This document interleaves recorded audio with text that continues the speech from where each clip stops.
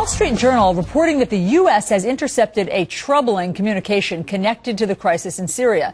It suggests that any kind of U.S. involvement in this ongoing civil war could trigger an attack on our interests. Iran now apparently ordering militants in Iraq to attack the U.S. embassy and other facilities in Baghdad. And this only adding to a growing list of retaliation threats that are coming from across the region. Pete Hegseth is an Army reservist who served in Iraq and is CEO of Concerned Veterans for America. Pete, great to have you here. Thanks for having me.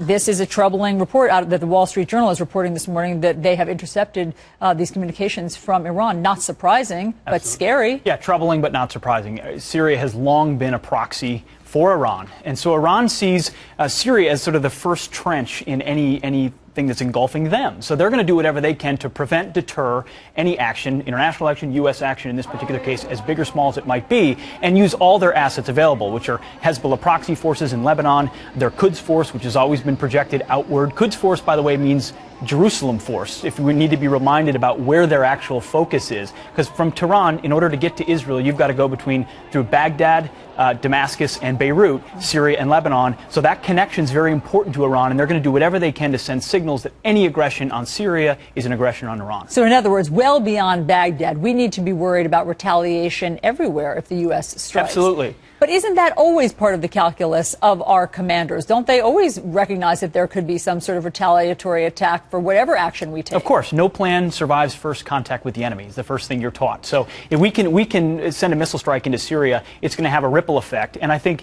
Iranian play here and Syria's is to demonstrate that ripple effect is going to be so unpalatable for the United States that we don't want to get involved. There's obviously some bluffing involved here. Some forces have said we're going to eradicate Israel. Israel will deal with threats because of an action precisely because of their geographic proximity. But I don't think this is going to be the trigger for an absolute stand down with Israel. But we'd better be prepared for Hezbollah to react toward Israel. We'd better be prepared in Damascus, not in Damascus, in Baghdad and elsewhere in our embassies across that region and around the world, where Hezbollah is not just involved in the Middle East. They've got cells throughout Europe and elsewhere, so they could and they've had time, Alison. That's the thing. When you signal what you're going to do and then you wait for congressional action, Iran and Syria are able to plot and plan what they do next.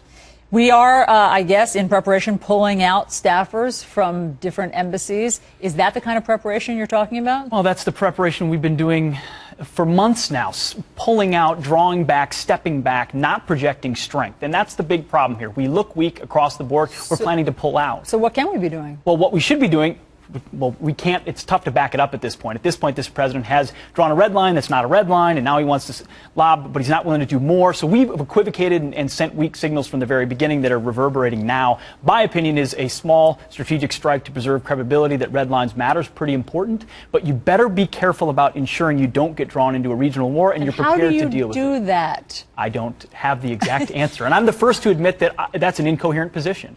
And the president has created the situation where even those who want to back him because his credibility is our credibility are in an untenable position because he's been so erratic and incoherent in dealing with these threats. He doesn't even want to call them threats, yet he wants to lob missiles into Syria. And that's why we look so weak. And Iran, and by the way, Russia and Putin have an upper hand in this geopolitical chess game in which right now, unfortunately, the United States seems to be losing. But just the fact that Iran is making these noises and threatening retaliation, that can't be a reason for us not to do it. Of course not. Of course not. It needs to be a calculation, and as a commander-in-chief, the president would need to stand up and say, when we do X, Y, and Z may happen, and we have to be prepared for that, which is going to make his case to Congress, which already looks like potentially a no vote, even more difficult, because everyone wants the quick, easy war. And by the way, there is no such thing as a quick, easy war. Why not? Why can't we just lob Tomahawk missiles from our destroyers in the region and take out some of the chemical weapons warehouses? We can, and we probably will. I think that's likely what we'll do, and we'll stand back. But, you know, a good example of why that doesn't always work is Libya. If you look at Libya today, it's controlled by rebels. It's controlled by Islamists. We tried to break it without having to own it afterwards. And when you create that vacuum, bad things happen. Syria is even more complicated because you've got Iranian-backed Assad on one side, and Iran is threatening actions, and al-Qaeda-backed rebels on the other. Who do we want to support, and how do we want to tip that balance? It's not clear, and that's why this doesn't cut across clear partisan lines in Congress as well. The laws of unintended consequences are always in play. Pete Hegseth, thanks so much. Always great to have your insight.